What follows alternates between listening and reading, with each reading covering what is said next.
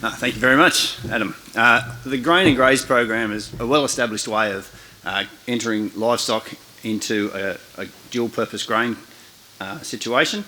I believe there's an opportunity to expand that into a continuous cropping system to provide whole farm benefits. I'd like to start by thanking the GRDC, who's been my investor for my Nuffield journey, and also my wife Ellen, who's been pivotal in my undertaking of this scholarship. 2018 was a challenging year in a number of different ways, and her love and support has been integral in me undertaking this.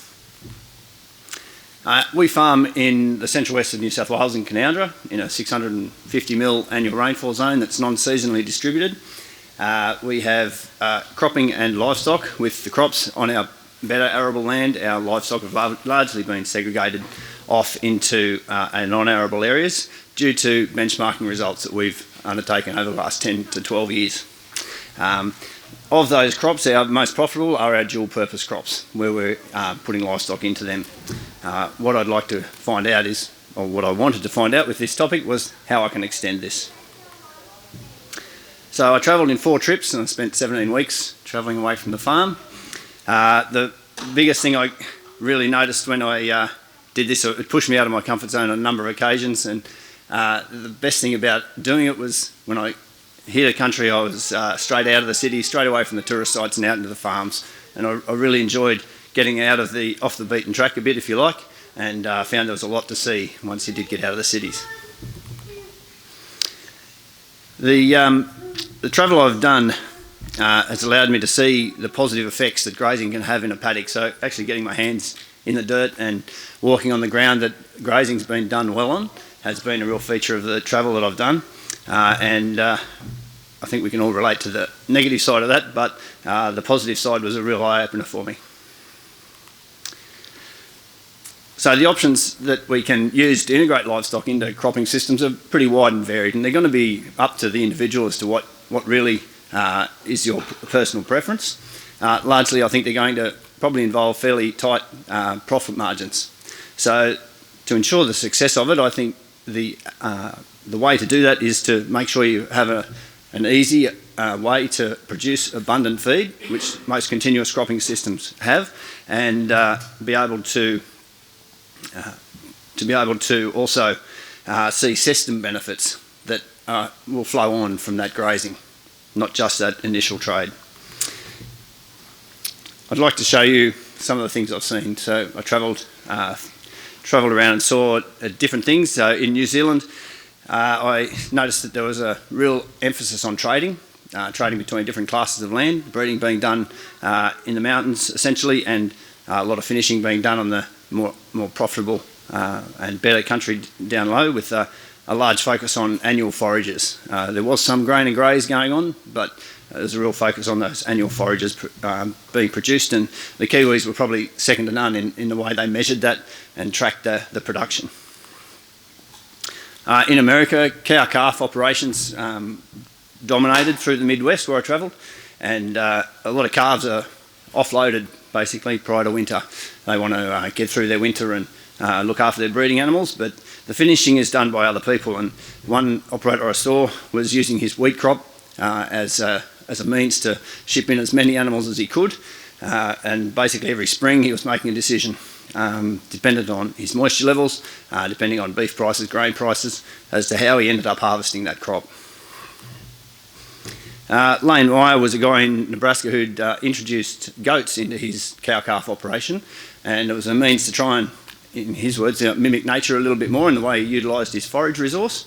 And it was mentioned a couple of times, probably more than a couple of times, as I travelled around America, that it was thought that you could introduce 2 to 6 animals of goats or sheep into a cow-calf operation and not need any more grass, which I thought was a concept that was going to drive a bit more integration of mixed species. I saw a farm in Nebraska that was a really switched on corn and soy cropping farm.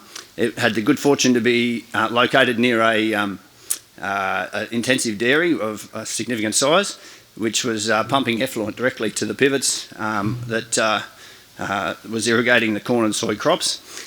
So this producer didn't have livestock of his own, but was getting the benefits of it, and he was also growing cover crops between crops to adjust stock onto.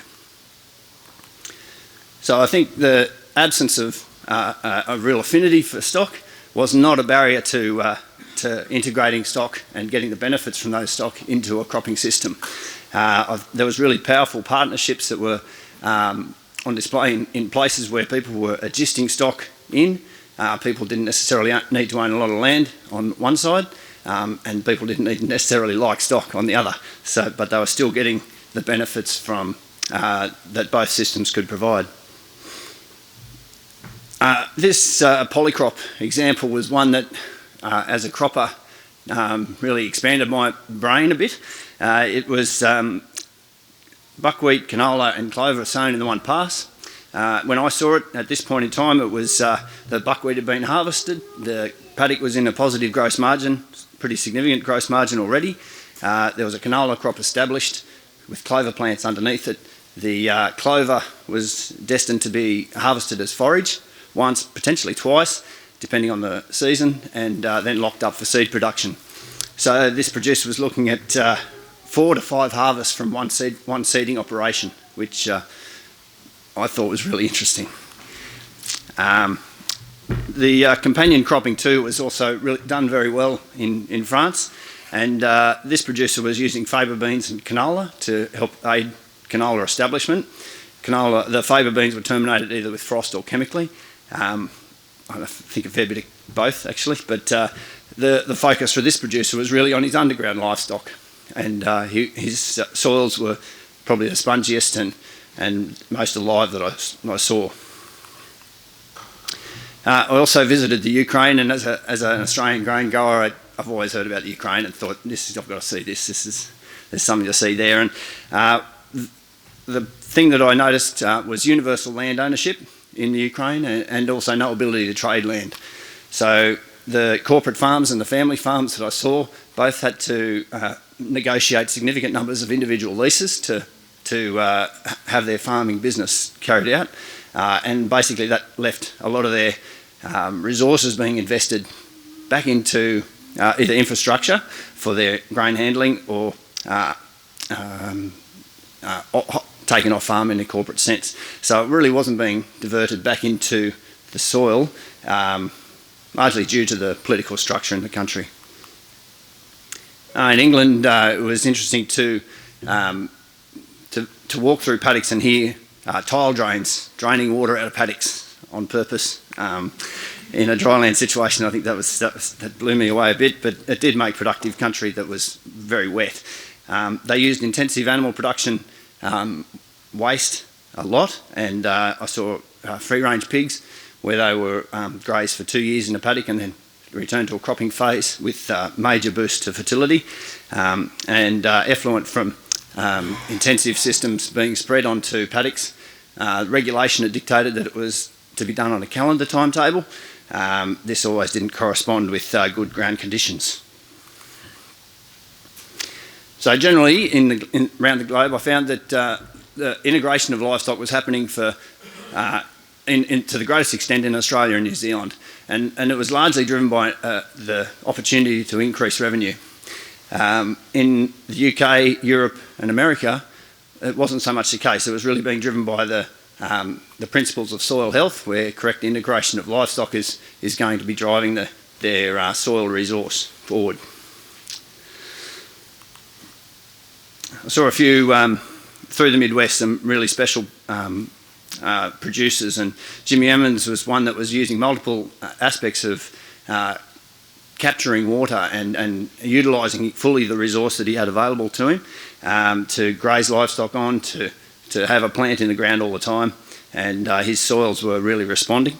Alan Minderman was another specialist. He was a specialist seed producer that was, if you like, riding the wave of the cover crop seed boom that is occurring in America. So he was producing seed for that and didn't want anything to do with livestock, but he partnered with Brett Peshek, who we saw in a previous slide there, and Brett was opening his eyes to the benefits that livestock can bring to a cropping system. Jacob Miller was another guy who was on a cropping farm, but he dedicated it all to warm season, cool season mixes, and he was grazing those forages intensively and really with a focus on improving his soil, and the cattle that he was grazing on there were fattening as a result of that. There was a farmer, a grain grower in New South Wales, trying to follow best practice. This slide did my head in a bit.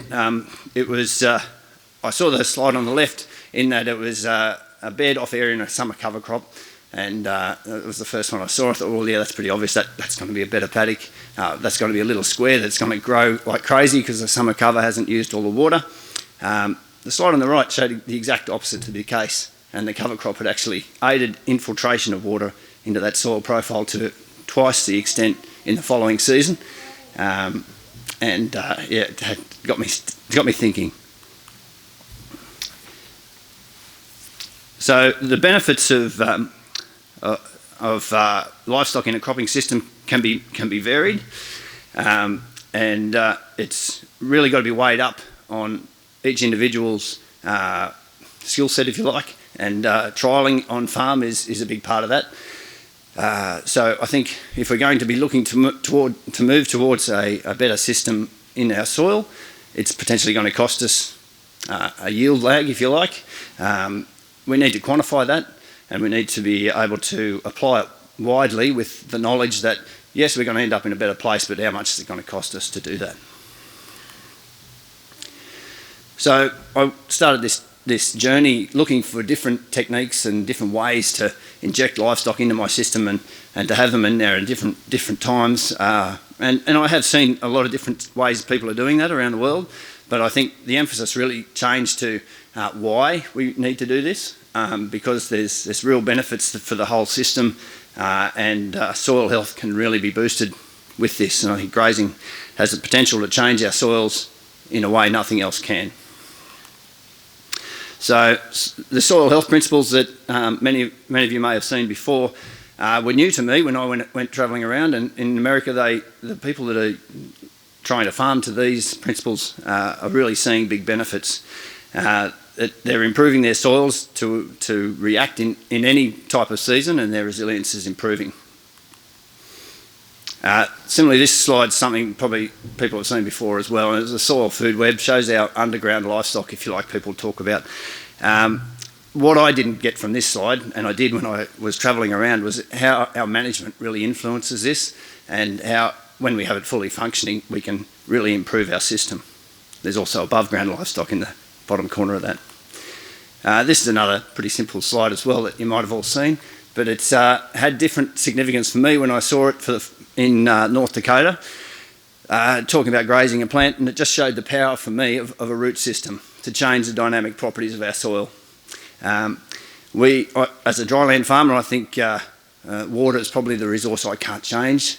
We get good seasons, fantastic. We get bad seasons, yeah, tough luck sort of thing. But I think if we can manage root systems in our soil, we have the ability to maximise and optimise the amount of water that we can use in that soil.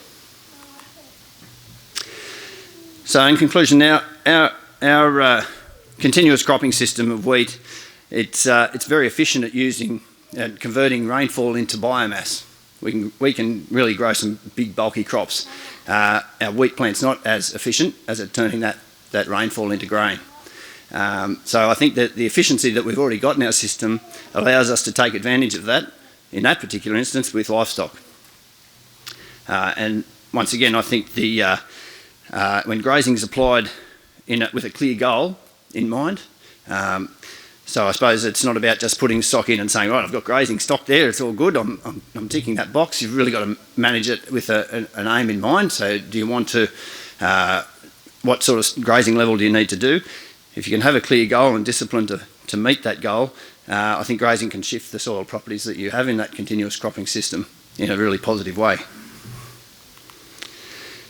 So the recommendations I'd have for going forward is farming systems trials that are currently underway. We've got one on our place at home, and there's others around the country. I think they need to go for 10 years at least. It seems like a long time, but it's if you're looking at how covers and minimal soil disturbance, higher levels of residue, and diverse cropping rotations is going to affect the soil. It's not going to happen in year 1, probably not going to happen to any great extent in year 3. We probably need to be really stretching our timelines out to work out what the maximum benefits are and trying to quantify those. I think polycropping is something that strikes me as something we're not taking full advantage of at the moment in our cropping systems either, and further study will hopefully quantify the beneficial interactions that can occur and also the detrimental ones.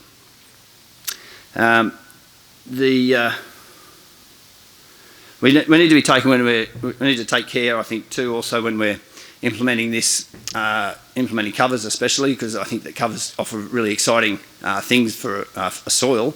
But when you're trying to apply it to a cropping system that relies on summer rainfall for grain fill in the following season, you really are playing with fire, and you need to be quite judicious about when you do it, and do it once again with a clear goal in mind. If you're going to apply a cover to a paddock, do it to increase residue levels, or do it to try and change acidity levels at depth. Have a goal in mind and try and target that, and make sure you stick to that goal, and then continue on.